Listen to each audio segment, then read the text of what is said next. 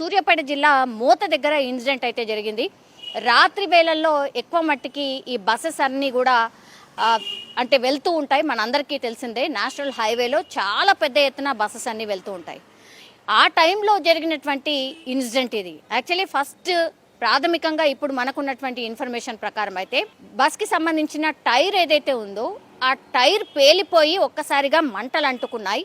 మంటలు అంటుకున్న తర్వాత అసలు చాలా ఫాస్ట్గా బస్ అంతా మంటలు స్ప్రెడ్ అయిపోయి పూర్తిగా బస్ అంతా కాలిపోయినటువంటి పరిస్థితి అయితే కనిపిస్తోంది. కానీ ఇక్కడ బై గాడ్స్ గ్రేస్ అనుకోవచ్చు, అదృష్టం అనుకోవచ్చు, బస్సులో ప్రయాణికులు ఎవ్వరూ లేరు. యాక్చువల్లీ బస్సు డ్రైవర్ ఎవరైతే ఉన్నారో ఆ బస్ డ్రైవర్ ఈ ఇన్సిడెంట్ జరగగానే కిందికి దూకేసినటువంటి పరిస్థితి అయితే కనిపించింది. టైరే కదా పేలిపోయింది, ఏముందిలే అని బస్సు డ్రైవర్ గ్రహించే లోపలనే, పక్కకు పార్క్ చేసే లోపలనే పెద్ద ఎత్తున మంటలు అంటుకోవడం, మంటలు రావడమే పెద్ద ఎత్తున రావడంతో ఇంకా చేయడానికి ఏమీ లేదు. ఆ బస్సు లోపల ఏదైతే ఫైర్కి సంబంధించిన ఈ ఫోమ్ అంటారు కదా, ఫైర్కి సంబంధించిన ఒక చిన్న సిలిండర్ లాంటిది ఉంటుంది కదా, దాంతో ఆర్పే ప్రయత్నం చేసినప్పటికీ కూడా అసలు అంటుకోవడమే పెద్ద ఎత్తున అంటుకున్నాయి. పూర్తిగా క్షణాల్లోనే బస్ అంతా కాలిపోయినటువంటి పరిస్థితి అయితే కనిపించింది.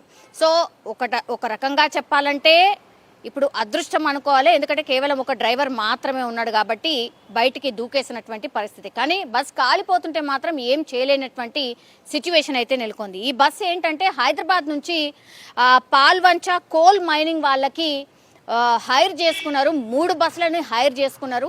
సో ఆ 3 బస్సులు ఒకదాని వెనుక ఒకటి వెళ్తున్నటువంటి క్రమంలో ఒక బస్సులో ఒక్కసారిగా టైర్ పేలి మంటలు అంటుకొని పూర్తిగా కాలిపోయినటువంటి పరిస్థితి. దగ్గరలో ఉన్నటువంటి ఫైర్కి సంబంధించిన, అగ్నిమాపక సంబంధించిన ఆఫీసర్స్కి కాల్ చేసి వచ్చేలోపే ఆల్మోస్ట్ ఇక బస్సు సగం కాలిపోయినటువంటి పరిస్థితి. అప్పుడు ఫైర్ ఇంజన్స్ చేరుకొని పూర్తిగా మంటలను అయితే కంట్రోల్ చేసినటువంటి పరిస్థితి. కానీ ఒక రకంగా నేషనల్ హైవే ఇది. సో అన్ని బస్సెస్, లారీస్ ఇవన్నీ కూడా వెళ్తున్నటువంటి పరిస్థితుల్లో ఈ ఇన్సిడెంట్ అయితే జరిగింది. సో చాలా మట్టుకైతే అటు ఇటు వెహికల్స్ అన్నీ ఆగిపోయి ఏం జరుగుతుంది, ఏమన్నా ప్రయాణికులు ఉన్నారా ఏంటా అని చెక్ చేసినటువంటి పరిస్థితి కూడా కనిపించింది.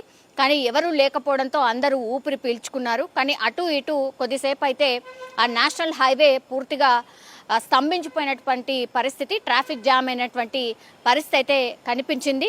కానీ ఇట్లాంటి ఇన్సిడెంట్స్ ఈ మధ్యకాలంలో చాలానే జరుగుతున్నటువంటి పరిస్థితి అయితే కనిపిస్తోంది. కొంతవరకు ఇట్లాంటి పెద్ద పెద్ద బస్సెస్కి అయితే అన్నీ చెక్ చేసిన తర్వాతనే జనరల్లీ అయితే పంపిస్తూ ఉంటారు. కానీ పోనీ ఎండాకాలమా అంటే మనకు తెలుసు, ఈ మధ్యకాలంలో ఎండలు పూర్తిగా తగ్గిపోయి ఇప్పుడు వర్షాకాలమే స్టార్ట్ అయిపోయినటువంటి పరిస్థితుల్లో అయినా సరే ఇన్సిడెంట్ ఎట్లా జరిగింది ఏంటి అనేది కూడా ఇప్పుడు ఈ ఆర్టీసీకి సంబంధించిన ఆఫీసర్స్ చెక్ చేస్తున్న పరిస్థితి. అట్లాగే అగ్నిమాపక సిబ్బంది కూడా ఒక నివేదిక ప్రిపేర్ చేసింది. అసలు ఏం జరిగింది ఏంటి అనేది కూడా పూర్తిగా విచారణ అయితే స్టార్ట్ చేసిన పరిస్థితి కనిపిస్తోంది.